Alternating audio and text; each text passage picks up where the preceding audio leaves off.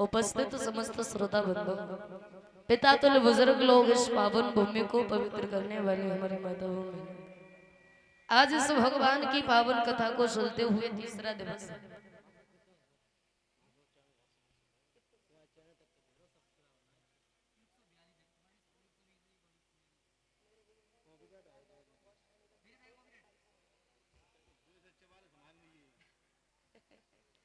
शैलेंद्र भैया इधर आ जाओ।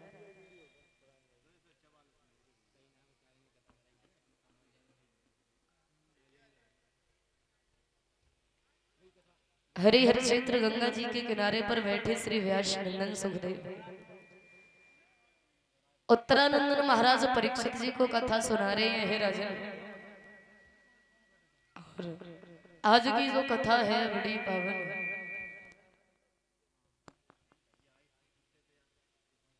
अभी आप लोग कथा सुन रहे थे बड़े भैया जी के मुखारबिंद से।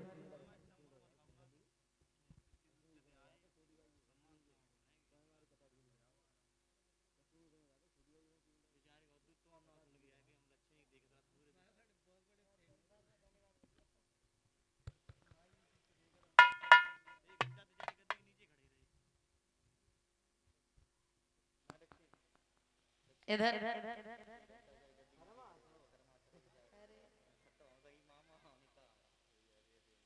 सती जी जब प्रभु श्री राम की परीक्षा लेने गई, भोले बाबा ने बहुत समझाया लेकिन मानी नहीं सती जी। और जब मानी नहीं तो मेरे भैया आज भोले बाबा ने बार बार मना किया। सती जी ने सीता का रूप धारण किया और परीक्षा लेने के लिए पहुंच गई। जिस रास्ते पर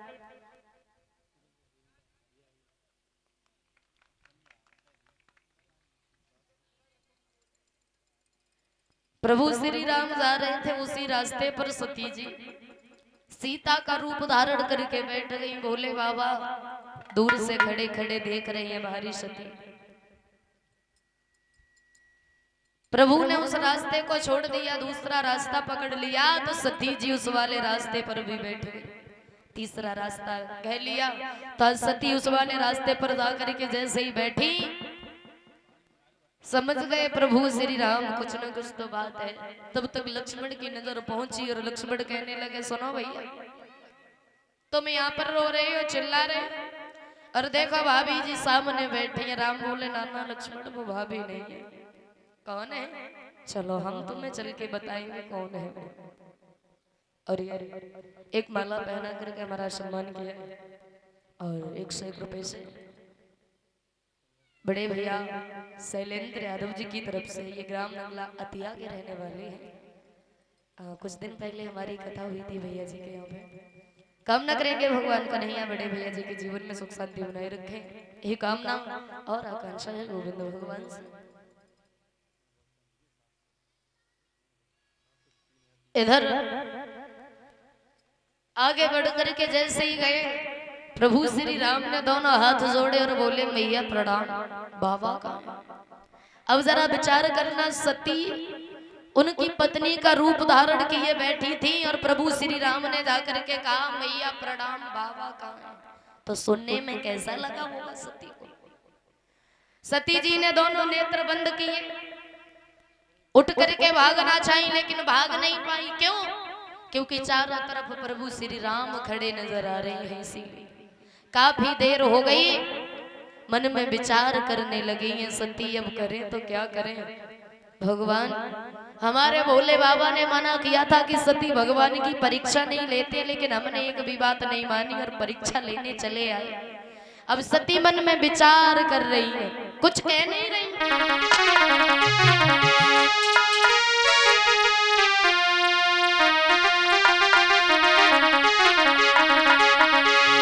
कि सोचो इन शब्दों का और क्या उत्तर दे पाती। सती आंखें मीच करके और फिर उठ के भजी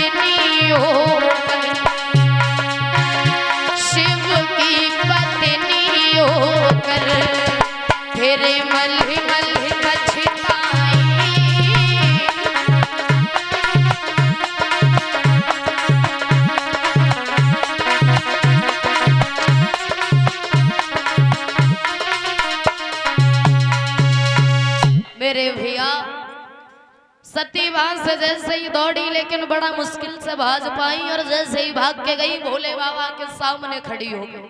देखा भोले बाबा बोले कहो सती ले आई परीक्षा। सती बोली बारी भोले बाबा तुमने तो मना किया कि प्रभु की परीक्षा नहीं लेते, तो हमने परीक्षा नहीं ली, बस प्रभु को प्रणाम किया, प्रणाम करके हम सीधी चली गई। भोले बाबा से सती झूठ बोल गई। भोले बाबा बोले बारी सती अब भगवान से क्या छिपा होता है, तन की जाने मन की जाने जाने चित्त की चोरी, और ऐसे प्रभु से का छिपो जाके हद में जग की डोरी। भोले बाबा बोले सुनो सती तुम हमसे झूठ कह रही हो। सती हिचकिचा गई, बोली ना ना भोले बाबा हम तुमसे झूठ क्यों बोले, काहे झूठ बोले। भोले बाबा बोले सती तुमने आज उन माँ का रूप धारण किया है जिनको मैं हृदय से अपनी माँ मानता हूँ, तो आज से तुम हमारी पत्नी नहीं बल्कि हमारी माँ हो।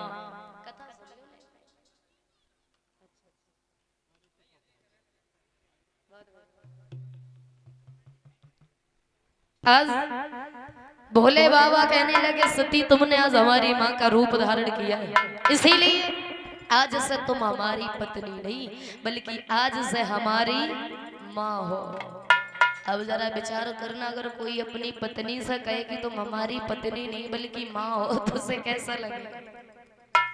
सती जी कहने लगे भोले बाबा इतनी छोटी गलती कितनी बड़ी सजा भला कौन देता है। भोले बाबा बोले हम देते हैं। इधर भोले बाबा कैलाश पर्वत पर आए और समाधि लगा करके बैठ गए, और जैसे समाधि लगा के बैठ गए अब सती जी रोने लगी, बोली भोले बाबा मानते हैं हमने गलती की, लेकिन इतनी भी बड़ी हमने गलती नहीं की है जो तुम हमें इतनी बड़ी सजा दे रहे हो इस गलती की। तो भोले बाबा जब समाधि लगा गए तो सती कहने लगी है भोले बाबा की समाधि तोड़वाने लगी और एक बड़ा प्यारा सा गाना गाती हैं। और देखा भोले बाबा के शरीर पर धूल मिट्टी छा गई, देखो वस्त्र को पानी में भिगोया और भोले बाबा का शरीर साफ करने लगी और एक गाना गाने लगी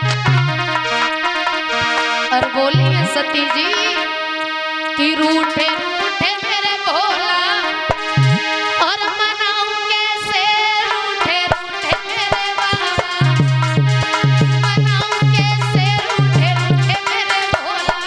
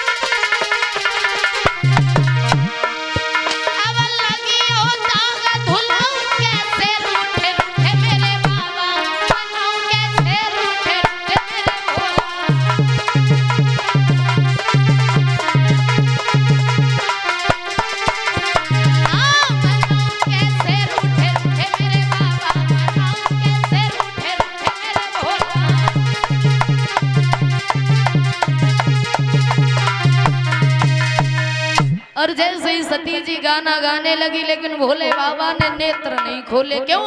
क्योंकि कैलाश पर्वत पर गिने चुने दो ही तीन इंसान रहे, एक भोले बाबा, सती और तीसरो ना दिया। अब भोले बाबा समाधि लगाए गए, सती अकेली बड़ा परेशान रोए रोए। काफी वर्ष बीत गई, जब भोले बाबा की समाधि खुली तो सती जैसे कटा हुआ वृक्ष जमीन पर गिरता है ना, वैसे सती भोले बाबा के चरणों में गिरी और बोली, भोले बाबा हमें क्षमा कर दो। और जैसे ही कहा, भोले बाबा कहने लगे, सुनो सती, अभी हम भूले नहीं है, तुम हमारी पत्नी नहीं बल्कि अभी भी हमारी माँ हो, खड़ी हो जाओ उठ के। और जैसे ही कहा, सती बोली, भोले बाबा बहुत हुआ, मान भी जाओ। भोले बाबा कहने लगे, अगर तुम चाहती हो हम तुम्हें क्षमा कर दें तो तुम्हें एक काम करना पड़ेगा। क्या काम करना पड़ेगा? भोले बाबा बोले, जिन भगवान का तुमने अपमान किया है, जिन माँ का तुमने रूप धारण किया है, उन्हीं प्रभु के नाम की तुम्हें कथा सुननी पड़ेगी, तो हम तुम्हें माफ करेंगे।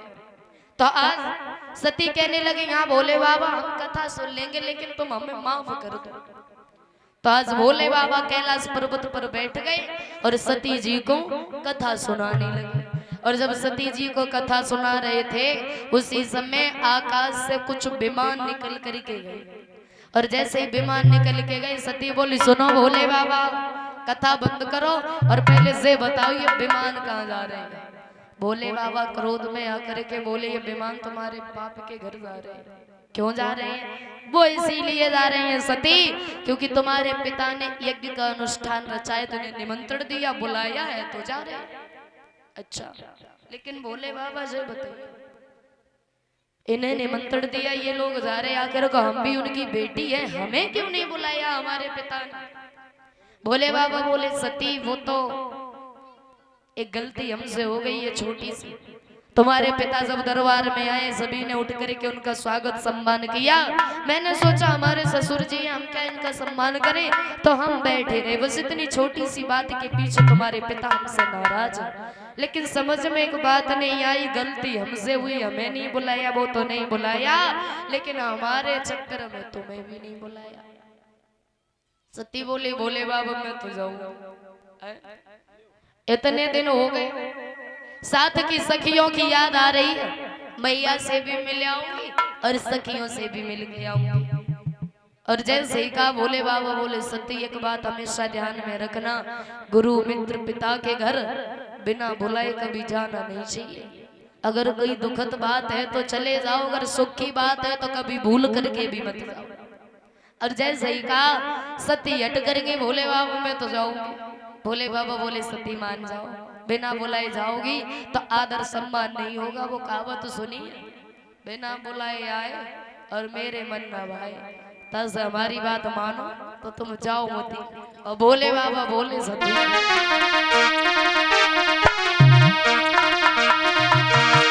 की आदर नहीं हुई है, सती की आदर और नहीं हुई है, और सती जो बिना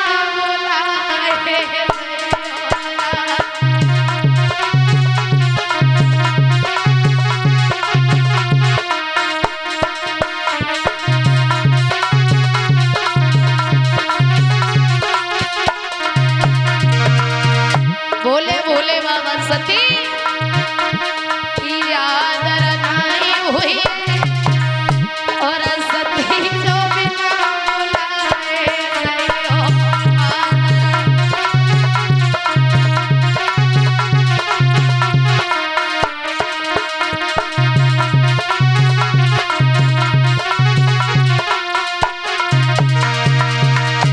अरे पिता तुम्हारे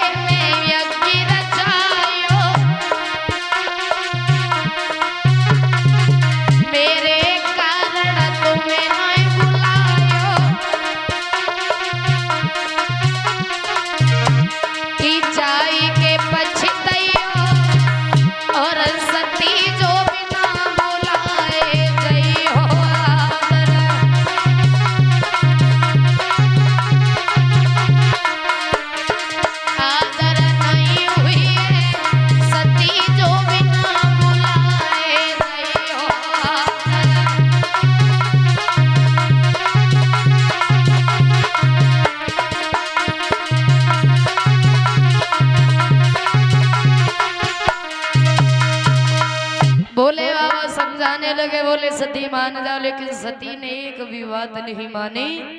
सती चली नादिया पे बैठ के, तो भोले बाबा ने पीछे से 2 गढ़ भेजे और की जाओ, अगर वहां पर सती के साथ कोई घटना घटती है तो तुम आकर के हमें संदेशा दोगे।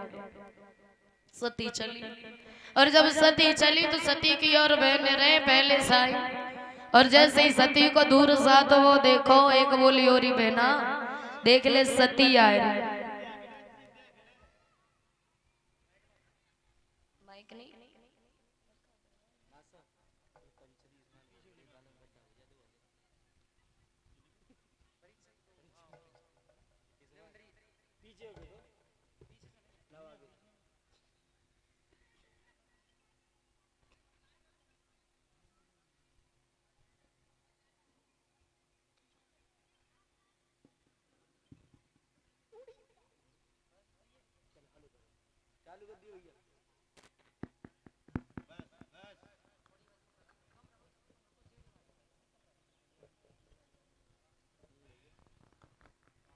कहने लगी सती की बहन, सुनो का कह रही दीदी, सती आए ए दैया आए तो रही, बिना बुलाए आए। देख ले दीदी देख ले, बिना बुलाया ही मैं नमन भाई ये मानो खाए के रही, दावत खाए भी आई। बात तो सही कही तुमने। कसम से कैलाश पर्वत ने मठा के आलू बिंदना से मठा का आलू खाए भी चली आई। सुनो, अगर हमारे घर पे निमंत्रण नहीं जाता ना, हम तो घर पे रहती लेकिन होती नहीं। गंगा ले मैं घर पे निमंत्रण ना जातो तो दुकान पे थे घी की एक थैली मंगा ली, घर ही पूरी कर लेती और घर ही मठा के आलू बनाए, लेकिन दावत खाए भी ना जाती है, क्योंकि बिना बुलाए जाना नहीं चाहिए। बिल्कुल ना। और वही कैसे पतो कैसा ना दिया से।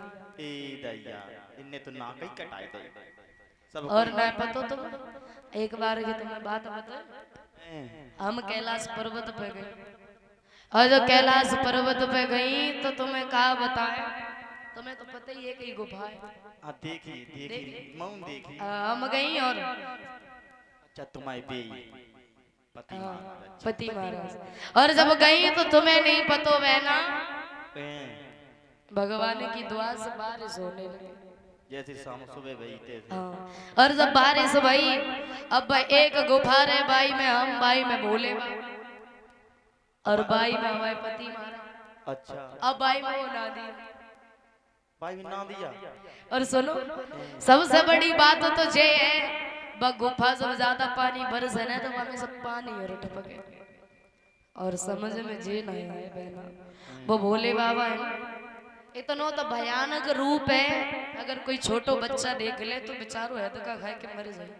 जी जी एक चीज तुमने देखी है, कैसा से बनाए बूढ़ो है, बनाए बूढ़ी बाकी एक मुंह में दांत ना पेट में आंत ना। और बताए वो भोले बाबा के गले में इतने बड़े बड़े तो सांप रहे, पता तो सही कहा। और एक बात और बता, जिस सती भोले बाबा के साथ में पतो न रहते कैसे हुई, डरो नहीं लगेगा। और बोली कि वह भोला के संग झुपड़िया में, और झुपड़िया में बहना डर मती होगी, मेरी प्यारी बहना डर मती होगी।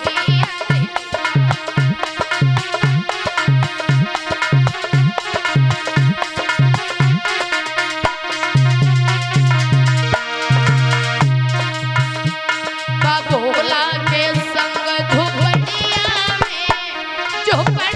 में गुड़िया डरमती होगी,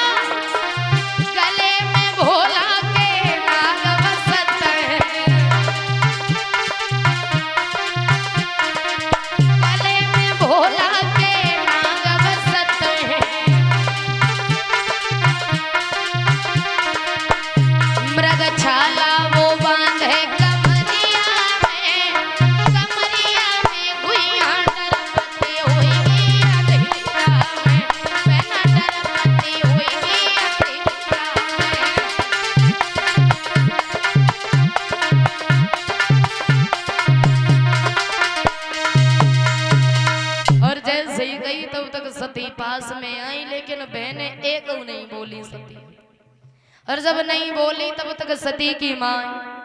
और जैसे ही सती की माँ आई, और माँ के लिए हर एक संतान प्यारी होती है, तो माँ ने सती को गले से लगाया। ओ सती बैठो। पूछा माँ यज्ञ कहाँ पर हो रहा है? यज्ञ के पास जाने का रास्ता बताया। सती जैसे ही गई, सभी देवी देवताओं का स्थान था उस यज्ञ पर, लेकिन भोले बाबा का कोई स्थान नहीं था। और जब भोले बाबा का कोई स्थान नहीं था, तो सती अपने पति का अपमान सहन नहीं कर पाई। आगे बढ़ करके गई और एक बात कही, सुनो, जहाँ पर भोले बाबा का स्थान नहीं होता है वो कार्य कभी पूर्ण नहीं होता है। आगे बढ़ करके सती उस जलते हुए एक शाला में कूद गई और एक बात कहती हुई गई थी सती कि बल के बकरो बल से पहले और अपना बलिदान चढ़ाऊंगी।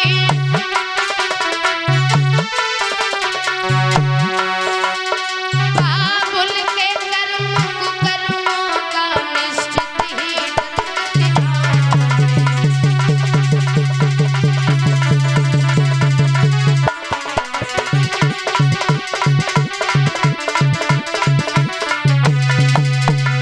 उस जलते हुए की शाला में सती कूदी। दो गढ़ भोले बाबा ने भेजे थे, दोनों दौड़ करके गए। जा करके भोले बाबा से कहा। भोले बाबा दौड़ते हुए आए, सती जी को अधजला निकाला। और जब अधजला निकाला, सती जी के उस अधजले शरीर को देख करके भोले बाबा रोने लगे और शरीर को लेकर के चल दिए। देवी देवताओं ने मन में विचार किया, भोले बाबा पता नहीं हम क्या करने वाले हैं। तो विष्णु भगवान ने अपने चक्र सुदर्शन को छोड़ा। सती का एक एक अंग जहाँ पर कट कट के गिरता गया, वहां पर एक सुंदर देवी माँ का मंदिर बनता गया, जिन्हें नवनिधि यानी नव दुर्गा कहते हैं। इन्हीं सती जी ने आकर के महाराज हेमांचल के घर पे जन्म लिया था, तब इनका नाम रखा गया था गिरिजा। जब गिरिजा ने जन्म लिया, उसी समय देव ऋषि नारद जी का आना हुआ। और जैसे ही नारद को आता हुआ देखा, महाराज हेमांचल कहने लगे, आओ बाबा नारद बैठो, बड़े ही अच्छे समय पर आए। बिल्कुल नारायण नारायण नारायण। राजन, आज बड़ा आप खुश नजर आ रहे हो, इसका खुशी की तो बात है। ऐसी कौन सी खुशी है? खुशी ये है आज हमारे घर पे बेटी ने जन्म लिया है। हाँ। बेटी ने जन्म लिया? बेटी ने। पहले एक आप ऐसे व्यक्ति हो जो आपके घर में बेटी ने जन्म लिया, आप खुश हो? हम बहुत खुश हैं। लेकिन तुम्हें नहीं मालूम है, बोलो। आजकल का ऐसा जमाना है, किसी की यहाँ बेटी जन्म ले ले तो बाप की चेहरा कहाँ देखो तो तीन कोने को मुंह बनाए घूमते। अब बुआ देखो तो बुआ को तो ऐसे चेहरा हो जाता है। अब तुम्हें हम क्या बताएं? अब तुम बताओ, तुम्हारे घर एक कन्या ने जन्म लिया, तुम खुश हो? हम खुश है क्योंकि एक बात नहीं जानते हो तुम, अगर किसी के घर पे बेटा जन्म लेता है तो कहते हमारे तो भाग्य खुल गए, बेटा जन्म हुआ, बेटा जन्मा है। अगर बेटा भाग्य से होते तो सच कहा जाए बेटियां सौभाग्य से होती और हर किसी के घर पर नहीं आती। बिल्कुल सत्य वचन राजन, बिल्कुल सत्य बात कहते हो। और तुमने देखा हो बेटियों की कमी तब महसूस होती है अगर किसी के संतान ना हो, तो लोग कहते हैं प्रभु कुछ नहीं तो एक बेटी ही दे दे हमें। आप ज्ञानी हो राजन, बिल्कुल बिल्कुल। हमारे घर बेटी जन्मी है और हमें बहुत खुशी है क्योंकि बेटी एक देवी का रूप होती है। तुम हमारी बेटी की हस्तरेखा देखो और हमारी बेटी के जीवन के बारे में कुछ बता दो। क्यों नहीं, बिल्कुल बिल्कुल। जब कामदेव से विजय प्राप्त कर सकते हैं, बताइए तुम्हारी बेटी की हस्तरेखा नहीं देख सकते? बिल्कुल देखेंगे। कहाँ है तुम्हारी बेटी? तुम्हें नहीं मालूम है, मेरा नाम नैष्टिक बाल ब्रह्मचारी बाबा नारद, देव ऋषि नारद। हाँ सुनो, अब तुम हमारी बेटी की हस्तरेखा देखो। बिल्कुल बिल्कुल देखेंगे। अच्छा, ये तुम्हारी बेटी है? बेटी बड़ी मोटी ताजी है। राजा की बेटी है, आखिर हाँ, खाते पीते घर की है। अच्छी चीजें खाते, दूध पियते, मोटी ताजी है। देखो हाथ बड़ा कर रो है, बर्तन बर्तन मांजत रहती का ना ए, रोटी खाए के बट्टा अब बीटे बर्तन में पानी नहीं डाल। बट्टा बीटे तुम्हारे पाथन जाते, बड़ा टेटमुरिया है। चलो खैर कोई बात नहीं, हमें तो सिर्फ हाथ ही देखना है। तो मैं हस्तरे का देखने को आए, हाथ की जांच करने को नहीं गया, समझ गए। हतरे का तो सही है, बिल्कुल लपालप है, जैसी होना चाहिए तैसी है। अब हमारी बेटी के जीवन के बारे में कुछ बता सकते हो? बिल्कुल बिल्कुल बताएंगे, धैर्य रखिए, बिल्कुल बताएंगे। बोलो जल्दी। देखिए, आहा, मिल गई मिल गई मिल गई। राजन, बोलो। आपके सौभाग्य हैं, ये बेटी नहीं है, ये साक्षात भवानी है, देवी का रूप है।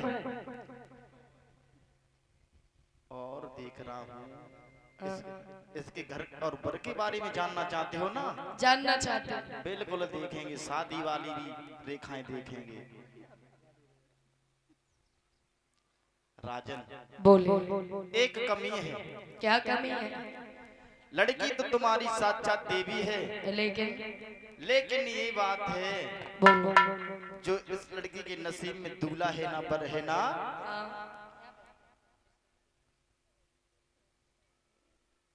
बोलो बोलो। वो बर ऐसा होगा, कैसा हो? बनाए बूढ़ो है, मुंह में दांत ना है, पेट में आंत नहीं हो गई, और सुनो, बोलो। चिलम पीने वाला होगा, योगी होगा, बैरागी होगा, अब भूत प्रेतों का बहुत ही बड़ा राजा होगा। और सुनो, बोलो। तुम्हारी बेटी भगवान भोले बाबा का भजन करे, और ये सब गुण भोले बाबा में है। जो भगवान का भजन करे भोले बाबा का, कहने का मतलब है हमारी बेटी की शादी किसी फक्कड़ के साथ में होगी। बिल्कुल बिल्कुल। और अगर भोले बाबा का भजन करेगी तो क्या हमारी बेटी की जीवन की जो रेखाएं हैं वो बदल जाएंगी? बिल्कुल बदल जाएंगी। ये गुण सब भोले बाबा में है, भोले बाबा के साथ शादी हो सकती है। बिल्कुल। हाँ। धीरे धीरे समय बीतता चला गया, गिरजा उसी दिन से भोले बाबा का भजन करने लगी। और जब धीरे धीरे समय बीतता चला गया, गिरजा जब शादी के योग्य हो गई तो मैया मैना ने महाराज को अपने घर पर बुलवाया और कहा, सुनो महाराज, घर में बेटी शादी के योग्य है, कहीं सुंदर सा घर पर देख करके बेटी की शादी कर। और जैसे ही कहा तो आज ये बात गिरजा ने सुनी, गिरजा दौड़ के आई और एक बात कही, सुनो माँ पिताजी, अगर हम शादी करेंगे तो भोले बाबा के साथ में करेंगे, अन्यथा किसी के साथ नहीं। महाराज हिमांचल बोले, बेटी तुम एक राजा की बेटी हो और तुम्हारी शादी एक राज परिवार में होनी चाहिए। गिरजा बोली, नहीं नहीं नहीं, हम भोले बाबा के साथ शादी करेंगे। और एक माला पहना करके हमारा सम्मान किया और 51 रुपए से सभी भाइयों का सम्मान किया। श्रीमान शुद्धवीर फौजी जी की धर्मपत्नी जी की तरफ से कामना करेंगे भगवान कन्हैया माता जी के जीवन में हमेशा सुख शांति बनाए रखे, ये कामना और आकांक्षा है गोविंद भगवान से। बोलिए कन्हैया लाल की जय हो। गिरजा जब हट कर तो भोले बाबा के साथ में शादी करूंगी, अन्यथा किसी के साथ नहीं करूंगी। तो महाराज हिमांचल मजबूर हो गए, देव ऋषि नारद को बुलवाया और कहा, क्यों नारद, क्या हमारी बेटी ये हट पकड़े, ये ठीक है? बिल्कुल, अब मैंने तो तुमसे पहले ही कहा था। एक बात बताओ, कहो। कहाँ भोले बाबा, ना घर ना परिवार ना दुकान ना मकान, उनके साथ हम अपनी बेटी का विवाह कर दें? देखो राजन, जो किस्मत में लिखा होता है वही होता है। तो ऐसा करो, जरा आप भोले बाबा से जाकर के पूछ के बताओगे कि भोले बाबा हमारी बेटी के साथ शादी करना चाहते हैं? बिल्कुल पूछेंगे, टेंशन मत लो, मैं अभी जा रहा हूँ। देव ऋषि नारद वहां से चले कैलाश पर्वत पर, और जैसे ही कैलाश पर्वत पर पहुंचे भोले बाबा से जाके कहा, क्यों भोले बाबा, कहो, क्या तुम शादी करना चाहते हो? शादी? शादी लला नारद, जब बुढ़ापे में कब मजाक कर रहे हो तुम? नहीं मजाक नहीं कर रहे। तुम्हें नहीं मालूम है मरघटा इंतजार कर रहे हैं और तुम शादी की कह रहे हो? शादी कर ले वो अच्छी बात है। नहीं नहीं, अब शादी नहीं करेंगे। जब तक सती जी हती तब तक खूब चैन से रहते थे, लेकिन सती जी जादन से खत्म हुई ना, तब से मैंने शादी का। अब तुम्हें हम क्या बताएं बाबा जी, अब बिल्कुल शादी करने की विचार नहीं। देखो भोले बाबा, एक लड़की है जो हट पकड़े और कह रही है शादी होगी तब भोले बाबा से होगी, अन्यथा किसी के साथ नहीं। नारद बोलो वो लड़की कौन है? महाराज हिमांचल का नाम सुना है? बिल्कुल बिल्कुल सुना है। उनकी बेटी है जिसका नाम है गिरजा। सच में सच मुझसे शादी करना चाहती है? शादी करना चाहती है। लेकिन मैं नहीं करना चाहता हूँ। कर लो। और वही बिटिया ये हट पकड़ी, अगर भोले बाबा से शादी नहीं हुई तो हम किसी और से शादी नहीं करेंगे। अच्छा ये बात है? ये बात है। तो नारद जी टेंशन मत लो, मैं तैयार हूँ शादी के लिए। कर लोगे? बिल्कुल, लेकिन मेरे पास पैसा नहीं है, पैसे का इंतजाम आप करना, गाड़ी घोड़ी आप करना, बस मैं तो ऐसे ही, आप मुझे तैयार भी करना, बस ले चलो भावरिया डलवा। देखो इधर देव ऋषि नारद दौड़ करके आए, महाराज हिमाचल से आकर के कहा, और जो शादी का शुभ समय आए भोले बाबा को दूल्हा बनाया गया। अब दूल्हा कौन बना रहे भाई? भूत प्रेत नांदिया। नांदिया बोला बाबा दूल्हा बनाया जाता है तो बड़े बड़े अच्छे अच्छे सामान चाहिए होते हैं। भोले बाबा बोले बताओ क्या क्या चाहिए? कहने लगे सुनो, जब दूल्हा बनाया जाता है तो हल्दी लगाई जाती है। भोले बाबा दौड़ करके गए, शमशान घाट में मुर्दों की जली हुई राख पड़ी थी, उस राख को उठाया, सारे शरीर से लगा लिया। बोले और कुछ? बोले हाँ बाबा, शादी होती है तो सर पे सहरा भी लगाया जाता है। भोले बाबा की जटाएं थी, बड़ी बड़ी जटाओं का जूड़ा लगाया और एक बड़े फन वाला नाग लिया और जूड़े में लपटेरा और नाग ने सीधा फन कर लिया। बोले और? बोले बाबा तुम्हारा ये श्रृंगार तो कुछ ज्यादा अच्छा लग रहा है। बोले ये ओरिजिनल वाला श्रृंगार है, समझ गए? और कुछ? बोले यहाँ जब शादी होती है तो हाथ में कंकन भी बांधा जाता है। एक छोटी सी नागिनी उठाई और हाथ में लगा ली। बोले और बताओ? नादिया बोला बाबा देखने में तो बड़े सोने लग रहे हो, लेकिन एक बात समझ में नहीं आ रही है, अगर किसी ने तुम्हें देख लिया शादी होने से पहले तो शादी तो तुम्हारी बिल्कुल गई, कभी शादी नहीं होगी। अगर अपना ये रूप छिपाए रहे जब तक मंडप तक न पहुंचे तो तुम्हारी शादी हो जाएगी। भोले बाबा बोले हाँ ये काम तो हम कर लेंगे। अब भोले बाबा ने जैसा श्रृंगार किया वैसी बारात सजाई कि हल्दी चढ़वाने के बदले और तन भस्म रमाई भोला।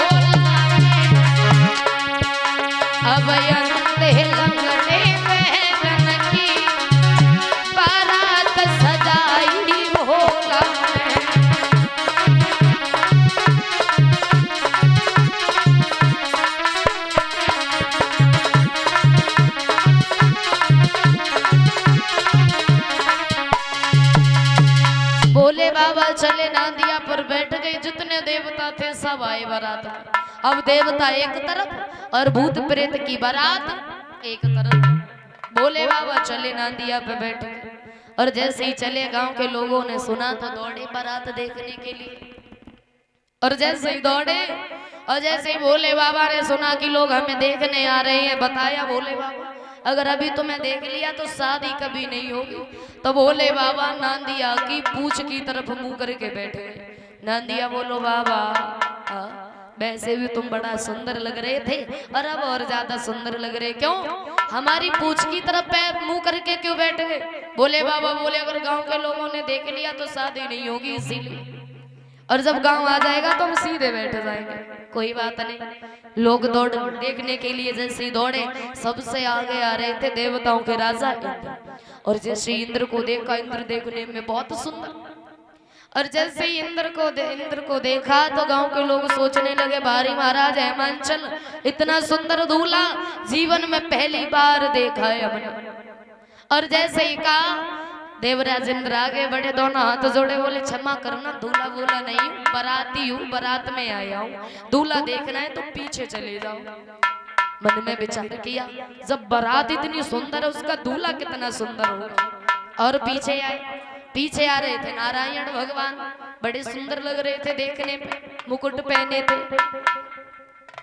और जैसे ही आगे बढ़े, बोले तुम ही दूल्हा हो, बड़े सुंदर लग रहे हो। नारायण भगवान बोले ना ना, दूल्हा नहीं है, हम बाराती हैं, दूल्हा देखना है तो और पीछे चले जाओ। और जैसे ही कहा, अरे इधर भोले बाबा ने जब सोचा अगर अभी से सभी ने देख लिया तो शादी नहीं होगी, जितने भूत प्रेत आए थे सभी को आगे कर दिया। लोग डर की वजह से वहां से भाग गए। और जैसे ही आए, महाराज हेमांचल के पास में आए, बोले प्रभु कैसा दूल्हा ढूंढा, दूल्हा तो देख नहीं पाया मैंने। और जब दूल्हा नहीं देख पाया, बारात देखी, जब बारात इतनी खतरनाक है तो दूल्हा कैसा होगा, अब वो भी भूत प्रेत की बारात है। तो महाराज हेमांचल को थोड़ा अहंकार हो गया, बोले बताओ भूत प्रेत की बारात लेके आए और हमने इतने सुंदर सुंदर पूरी पकवान बनवाए, क्या जाने ये भूत प्रेत खाना। और जैसे ही कहा, भोले बाबा मन की बात समझ गए। बारात आई, और जैसे ही बारात आई तो भोले बाबा की बारात में दो गण आए थे, शुक्र और शनिचर। और जैसे ही भोले बाबा की तरफ देखा तो भोले बाबा ने इशारा कर दिया कि हो जाओ शुरू। अब दोनों चिल्लाने लगे, बाबा भूख लगी। और जैसे ही चिल्लाने लगे, तब तक महाराज हेमांचल चले, बोले इन दोनों को ले जाओ, और जी खा तो बहुत है, कम से कम एक एक तसला तो चावल खाए जाए। और जैसे ही कही आगे बढ़े तो भोले बाबा ने दोनों गढ़ों को साथ में कर दिया। और दोनों गढ़ों को जब साथ में किया, लेकर के चले रसोई के सामने बैठा लिया। पहले तो 4-4 पूड़ी रखी, 10-10 रखी, फिर ढला के ढला पलटे, लेकिन जब रखे मुड़ के देखे तो कुछ है ही नहीं। बड़ा परेशान हो गए, परोसते परोसते। भोले बाबा देख रहे हैं बैठे बैठे। अब उन दोनों की कलाई पकड़ी और रसोई में बंद कर दिया। बोले सुनो, जब तुम्हारा पेट भर जाए तो आवाज लगा देना, तो मैं बाहर निकाल लूंगा। थोड़े समय के बाद में पूरी रसोई का खाना खा गए, लेकिन चिल्ला फिर भी रही है, बाबा भूख लगी है। महाराज हेमांचल दौड़ करके आए, बोले प्रभु आपकी महिमा आप ही जानो, क्षमा करना हमें, हमने अहंकार किया। भोले बाबा बोले महाराज हेमांचल तुमने घमंड किया, तुम हमारे बारात के 2 इंसानों का पेट नहीं भर पाए, तुम हमारी सारी बारात को क्या भोजन करा लोगे। बोले क्षमा कर दो प्रभु, गलती हो गई हमसे। भोले बाबा ने 2.5 पत्ते तुलसी के खिलाए, दोनों की भूख शांत हुई। इधर सखियों ने जैसे ही भोले बाबा को देखो तो गिरजा के पास गई और एक बात कही, सुनो गिरजा, भोले बाबा तो ऐसे लगे जैसे 2-4 दिन के मेहमान हैं, अभी शादी नहीं हुई, कुछ नहीं हुआ, मना कर दो। गिरजा बोली शादी तुम्हें करनी है, हमें करनी, और तुम मना करने की कर रही हो। एक बात सुनो हमारी, कि मुश्किल से मिली, मुश्किल से मिली, कि मुश्किल से मिली, मुश्किल से मिली, और देखना को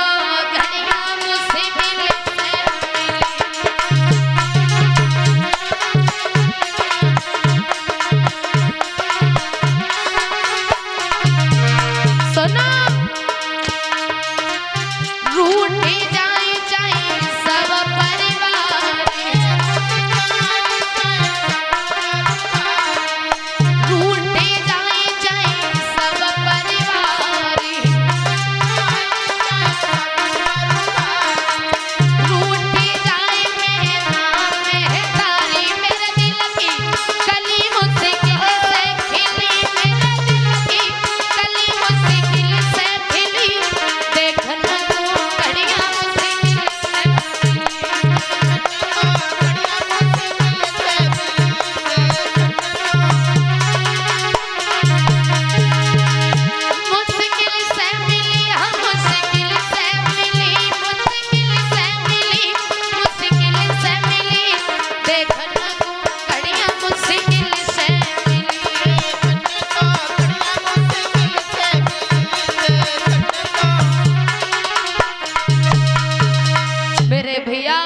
आज विवाह हुआ और जब भोले बाबा के साथ गिरजा का विवाह हुआ, विदाई हुई, गिरजा को विदा किया बड़े ही हर्ष के साथ में। और भोले बाबा गिरजा को लेकर के कैलाश पर्वत पर आए और बड़े ही आनंद के साथ में अपने जीवन को गुजारने लगे। आगे चलकर इनके दो पुत्र हुए थे, कार्तिक और गणेश। बोलिए कन्हैया लाल की जय हो। सभी भक्त एक प्यारा सा कीर्तन बोलेंगे तालियों के साथ में।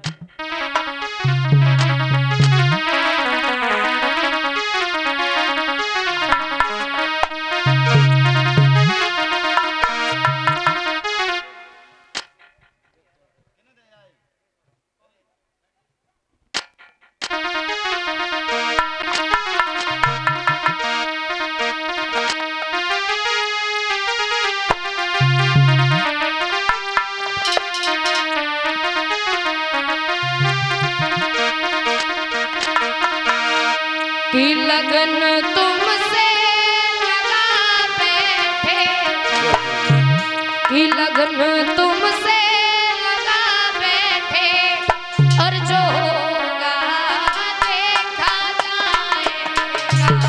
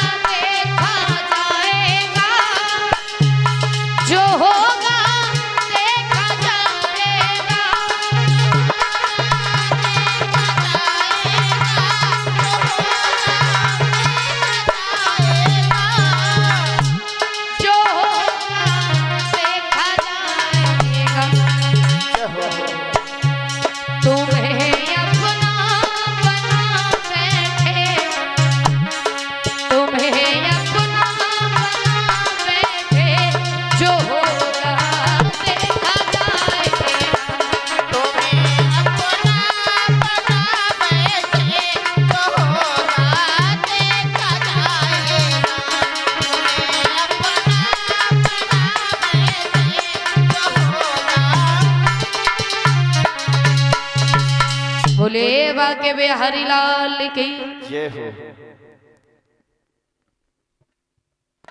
और ये 51 रुपए श्रीमान 101 रुपए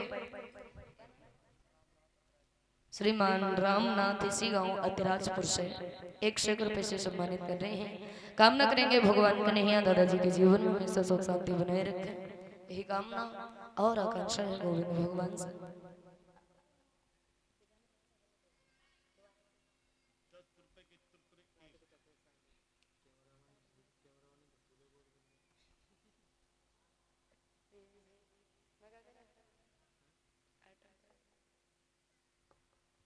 श्री सुखदेव जी समझा करके कहने लगे, हे राजन परीक्षित,